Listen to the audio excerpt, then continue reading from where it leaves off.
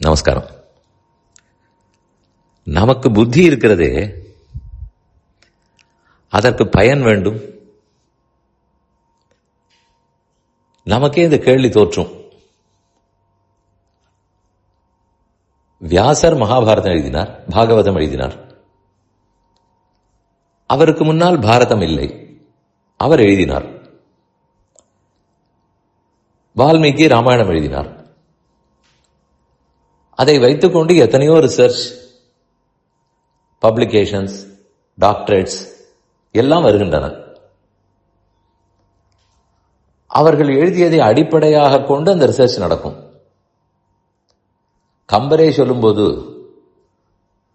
3 பேர் ராமாயணம் எழுதினார்கள், அதில் வால்மீகி பாடியதை பின்பற்றி நான் கம்பராமாயணம் பாடுகிறேன்.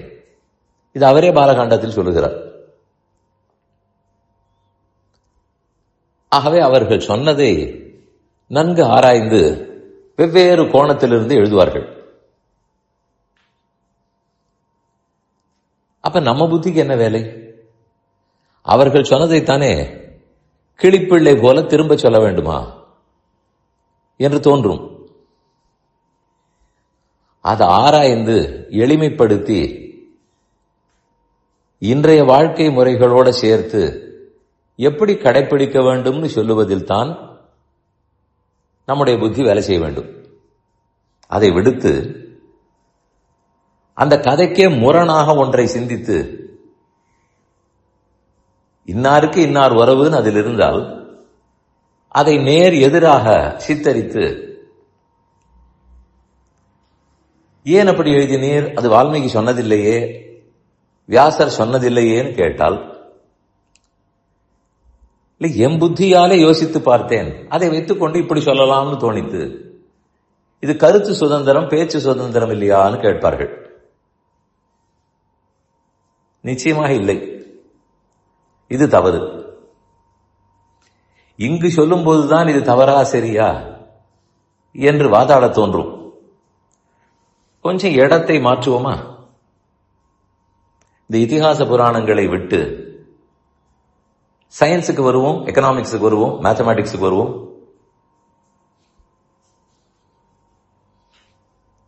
நியூட்டன்ஸ் லா ஆஃப் மோஷன் படிப்போம். அதே போல மேத்தமேட்டிக்ஸ்ல எத்தனையோ தியரிகள், எக்கனாமிக்ஸ்ல லா, ரூல்ஸ் எல்லாம் உண்டு. ஒவ்வொரு பாடத்திலேயும் ஒவ்வொரு சப்ஜெக்ட்லேயும் உண்டு. இன்னைக்கு நான் அதை பத்தி ஒரு ரிசர்ச் பண்ணி டாக்டரேட் வாங்க வேண்டும், சயின்டிஸ்ட் ஆக வேண்டும், அதுக்கு ஒரு ஆசை. அவருடனே அந்த பெரியவர்கள் எல்லாம் அந்தந்த சப்ஜெக்டில் என்ன சொன்னாரோ அதை எடுத்து வைத்துக் கொள்வார்கள். அதன் பேரில் ஆராய்வார்கள், கண்டுபிடிப்பார்கள், அதை புத்தகமாக வெளியிட்டு பட்டம் வாங்குவார்கள். யாரான அந்த பெரியவர்கள்லாம் சொன்னதை நான் மாற்றி சிந்தித்து விட்டேன், அந்த லாவே இல்லை, அந்த தியரமே இல்லை, அதை மாற்றிவிட்டேன் எழுதுவார்கள். கேட்டால் அவர்கள் சொன்னதை திருப்பி எப்படி சொல்ல முடியும்? என் புத்திக்கு வேலையே இருக்காதே. ஆகவே இது நானாக சிந்தித்து பார்த்தேன், இப்படி இருக்கும்னு தோணித்து. என்ன தியரம் உங்களுக்கு தெரியுமோ ஞாபகப்படுத்திக் கொள்ளுங்களேன். அதை அப்படியே தலைகீழ போட்டு இது என்ன ஐன்ஸ்டீனும் நியூட்டனும் சொல்லி இருக்க வேண்டுமா? அதன் அடிப்படையில் இது நான் சொல்லுகிறேன். யாரும் புத்தகத்தை கையால் கூட தொடமாட்டார்கள். இது ஒரு கண்டுபிடிப்பா, இது ஒரு படிப்பா? அதன் அடிப்படையில் இருந்து ஆராய்ந்து அதற்கு மேலே எளிமைப்படுத்தி மக்களுக்கு பயன் தரும் வகையில் பண்ணுபவைதான் கண்டுபிடிப்பு. அந்த தியரிக்கு விரோதமாக இது இருக்கும்,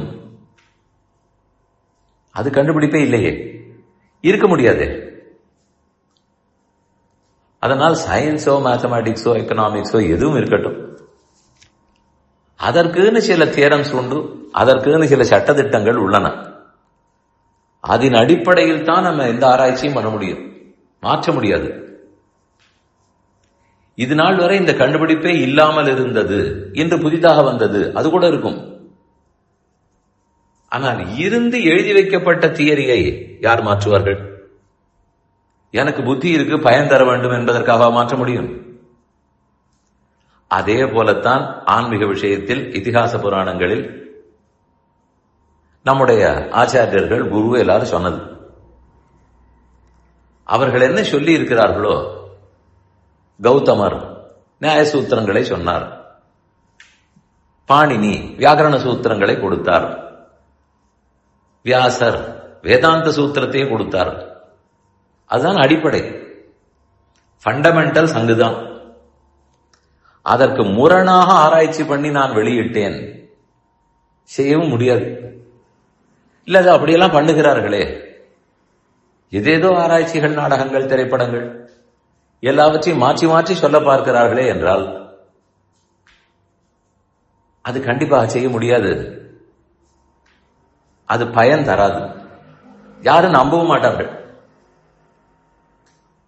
அது எப்படின்னு வாதாட போனால் இப்படித்தான். சயின்ஸ்ல எக்கனாமிக்ஸ்ல இது எப்படி ஒத்து வராதோ அதே போலத்தான் ரிலிஜியன்ல இது ஒத்து வராது. அது தெரியாமல் நாம் ஏதோ எல்லா இடத்திலையும் கருத்து சுதந்திரம், பேச்சு சுதந்திரம் இருக்கிறது நினைத்துக் கொள்வோம். கருத்து சுதந்திரமும் பேச்சு சுதந்திரமும் உண்மைக்கு புறம்பாகவா இருக்க முடியும்?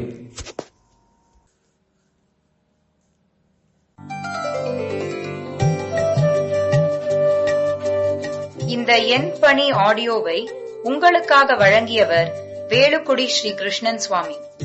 இந்த ஆடியோவை தினமும் உங்கள் மொபைலில் பெற கிஞ்சித் என் பணி KINCHITENPANI